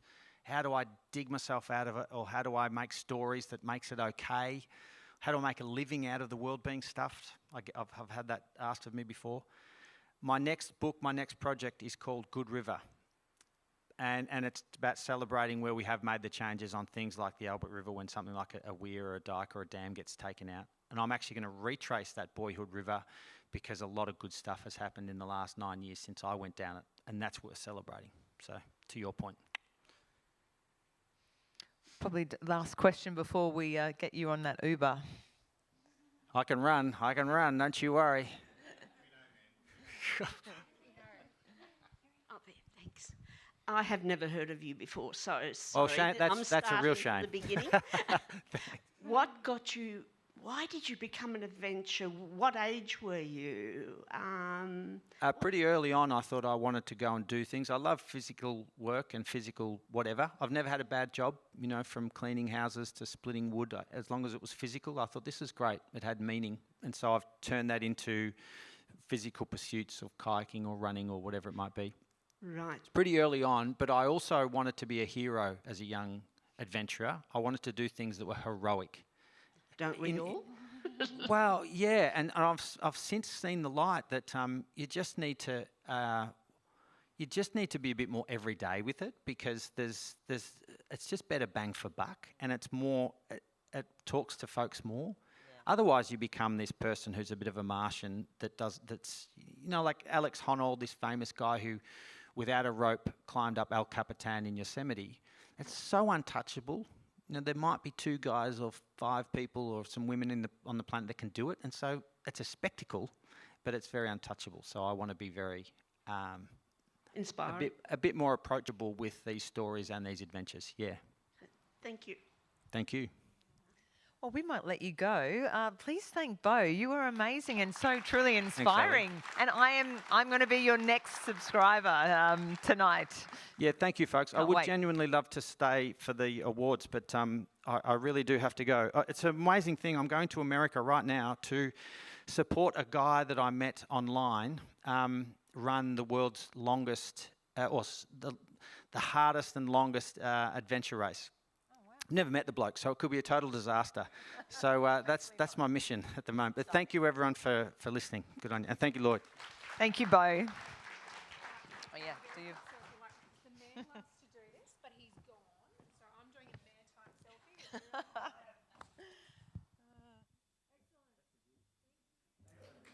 Good luck, Bo. Safe travels. That was fun. All right, now we turn our attention to another exciting initiative, the Logan City Council Enviro Grants. These grants empower local change makers to take meaningful steps towards protecting our natural spaces and shaping a more sustainable future. To share more about this year's grants and the impact they're having, we're pleased to welcome Councillor Miriam Stemp, Chair of Water, Waste and Energy Natural Areas Committee. Councillor Stemp has been a strong advocate for community-led environmental action and programs like Enviro Grants. Please welcome Councillor Stemp to the stage.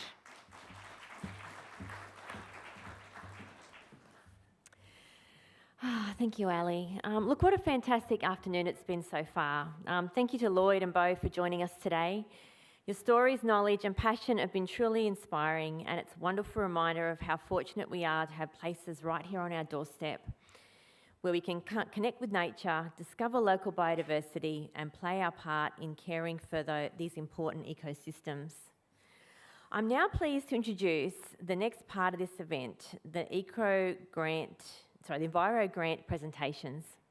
For more than 30 years, council's proudly delivered this program supporting environmental initiatives right across the city of Logan. Thanks to the dedication of individuals and organisations in our community, these initiatives continue to make a real difference. Enhancing ecosystems, protecting biodiversity, strengthening our connection to nature and building the skills and knowledge needed to care for our environment into the future.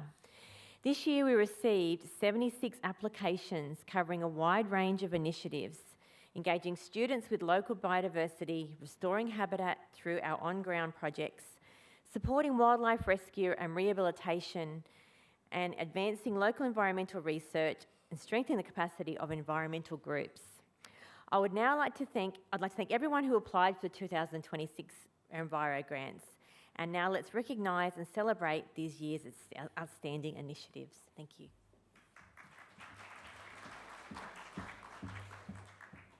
Thanks, Councillor Stemp. Okay, it's now time to celebrate the incredible projects and people supported through this year's funding. We're proud to announce that 54 recipients will be recognised today. Could I please invite all councillors to join us on the stage to begin the presentation of our Enviro Grants? Okay, Enviro Grant recipients, when your name is called, please make your way to the stage to accept your certificate. We'll take a quick photo and then you can make your way back to your seats. The first category we are running is Individual Wildlife Carer Support. In this category, 24 recipients have received funding to continue their vital work in the rescue and rehabilitation of Logan's native wildlife. Okay.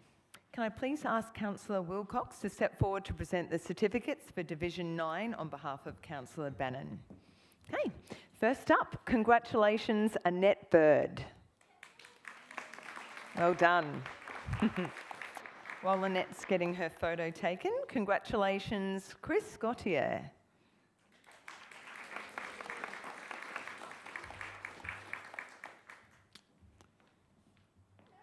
And congratulations, Jude Billing. Well done. And congratulations, Renee Ferguson. Congratulations, Sandy Fishburn.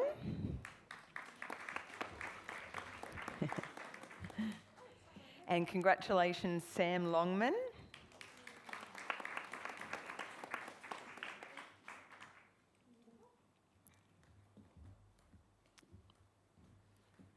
And congratulations, Wendy Bateman.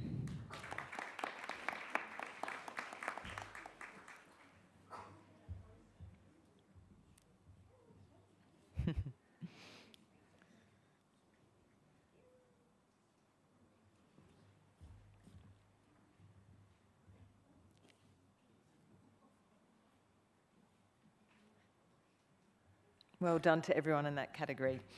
Now, can I please ask Councillor Stemp to step forward to present the certificates for Division 10? Okay. Congratulations to Dawn Mirapuri. Apologies if I mispronounce everyone, so it's okay. Congratulations, Jay Bull. And congratulations, Karen Massingham.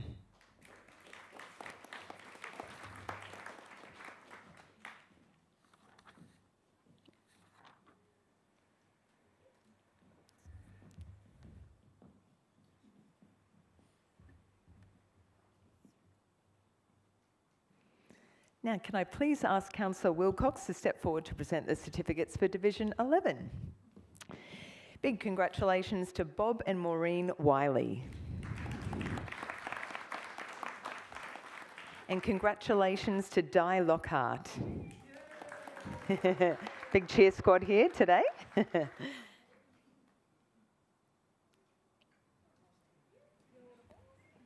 And a congratulations to Julie Zawilla.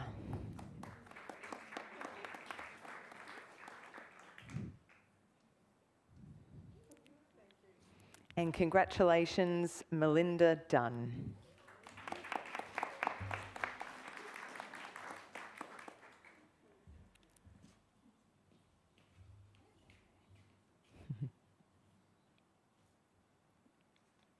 Well done. Before we move on to the next category, I'd like to congratulate the recipients who couldn't be here today. That includes Carmen Spelter, Julie Lovett, Anja Rockstroh, Tracy Edgerton, Jason Effer, Mark Sanders, Trixie Benbrook, and Tiana Kingaby. Let's give them a hand. And Fran Stewart. Okay. The next category we are announcing is on-ground ecosystem restoration. In this category, 14 recipients have received funding to deliver on-ground projects that make a positive and lasting contribution to nature corridors, biodiversity and waterways across Logan. Can I please ask Councillor Stemp to step forward to present the certificate for Division 4 on behalf of Councillor St Ledger? Okay, oh no, you're doing it now. Excellent, cool. Sorry, I'll fix up my notes later. Congratulations, Friends of Parks Queensland, on your Friends of Plunket Conservation Park Quinza Creek Corridor Project. Okay,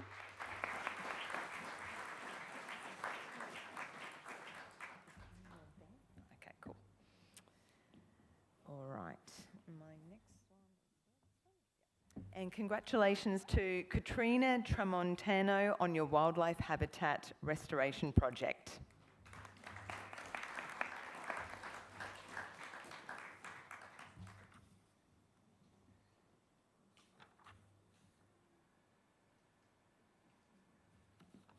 Now they've got your name right this time, so apologies.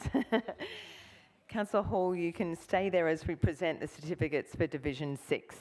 Congratulations, Flax Creek Catchment Restoration Group, on your Stage 2 of Enhancing Floodplain Forests at Riverdale Park project.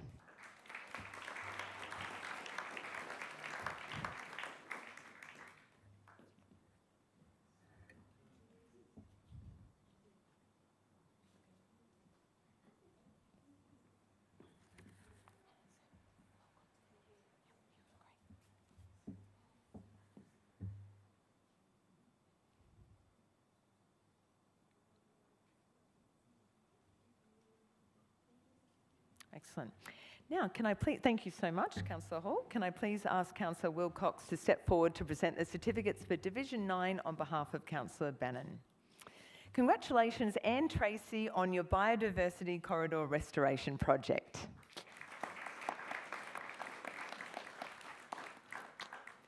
And a special congratulations to Deborah Manchi on your invasive vine removal project.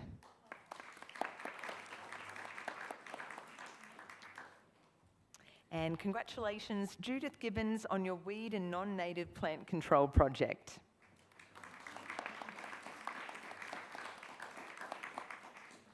Excellent. I think you get to stay there for a few more now, presenting the certificates for Division 11. Okay.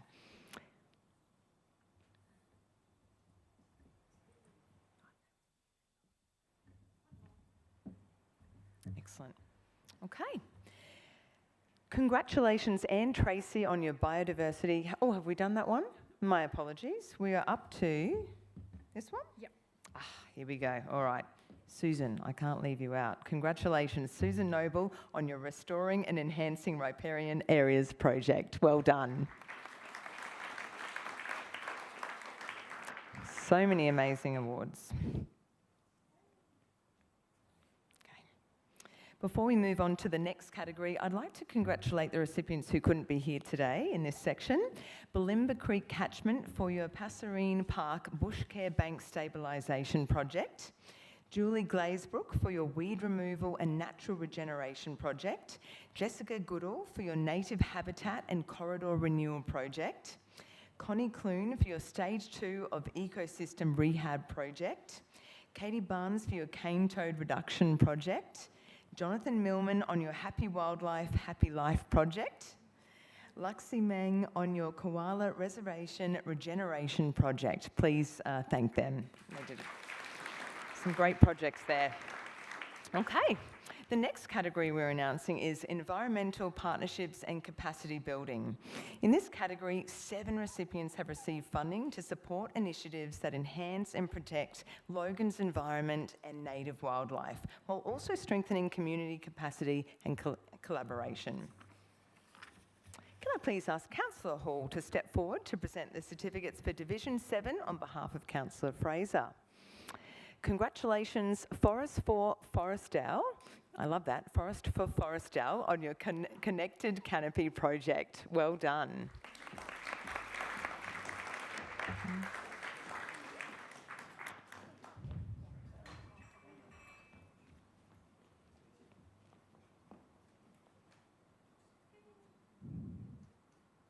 Excellent, thanks Councillor Hall. Okay, can I please ask Councillor Wilcox to step forward to present the certificate for Division 11. Congratulations to Flagstone Wildlife Rescue on your Rescue, Rehabilitate and Release of Native Wildlife project.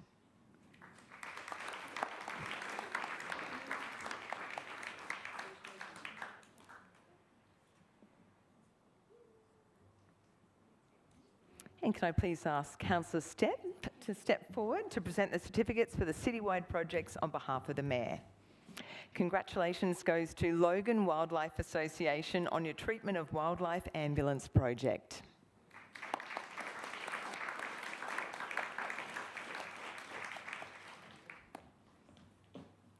And also a big congratulations to Wildcare on your Wildlife Rescue Emergency Response and Rehabilitation project.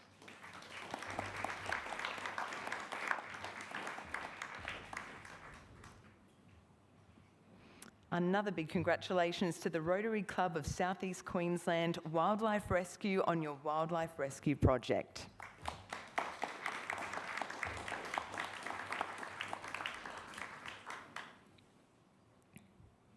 And finally, a big congratulations to Koala Rescue Redlands and Surrounds on your Rescue Equipment Further Enhancements project.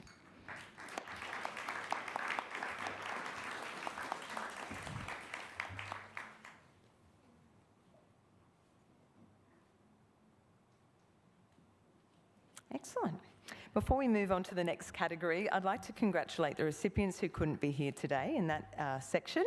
Oxley Creek Catchment Association for your Oxlap Bush Care Pilot Project. Well done. Now, the next category we're announcing is environmental education. In this category, 3 recipients have received funding to deliver projects that educate and engage the community in environmental and sustainability practices across Logan.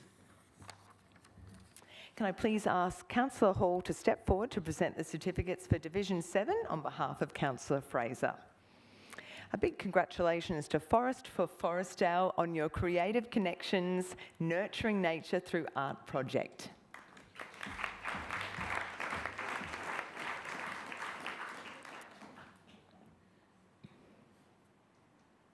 Thanks, Councillor Hall. And before we move on to the next category, I'd like to congratulate the recipients who couldn't be here today.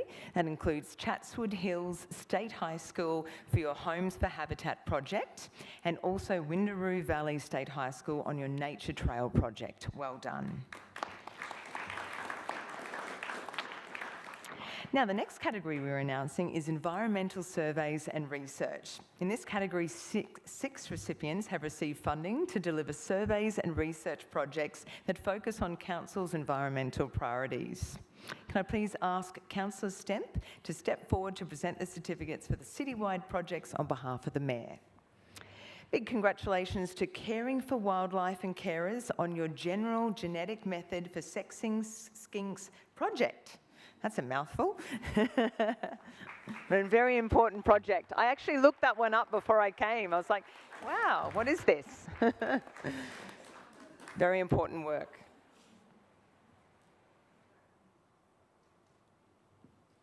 Well done. Congratulations, Connect 4 Conservation for your surveys for breeding glossy black cockatoo project.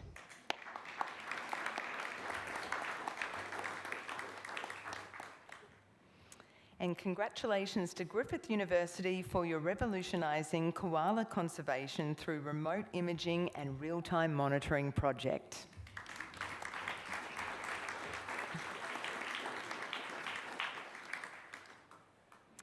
Congratulations to the University of Queensland for your fine sediment and nutrient interactions influencing water quality project.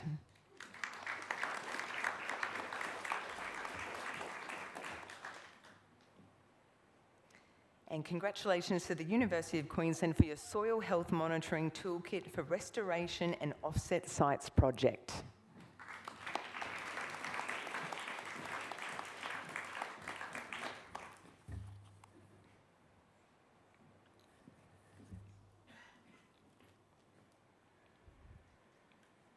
Excellent. Before we conclude today's presentations, I'd like to congratulate the recipient who couldn't be here today in that section, and that was Wildlife Queensland for your Echidna Monitoring and Genetics project.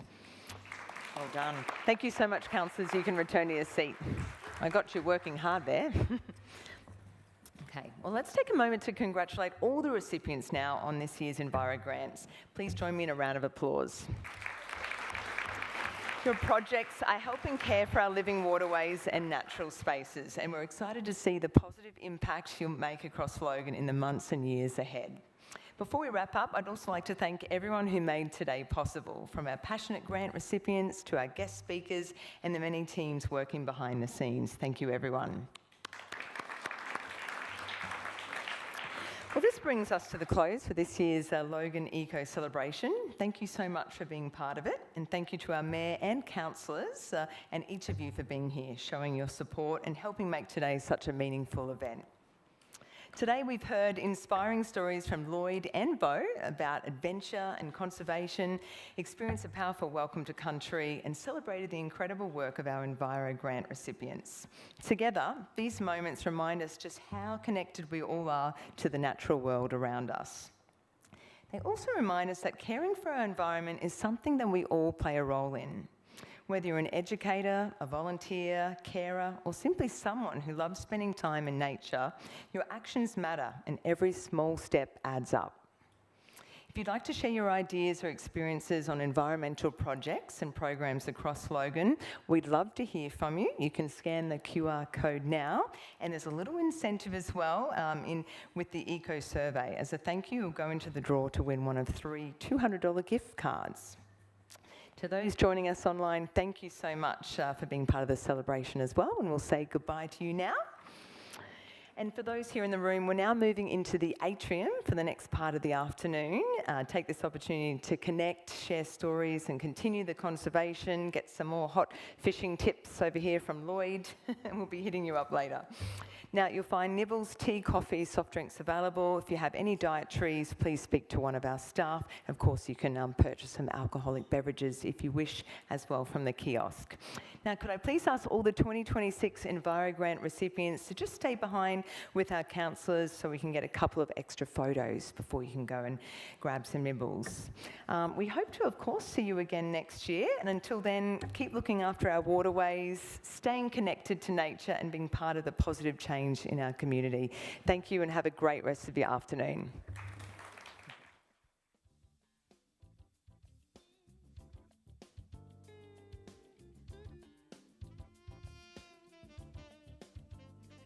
Who have an Enviro Grant, I'll just get you to hang tight. We're just going to do a couple of photos for you guys so that we can use for any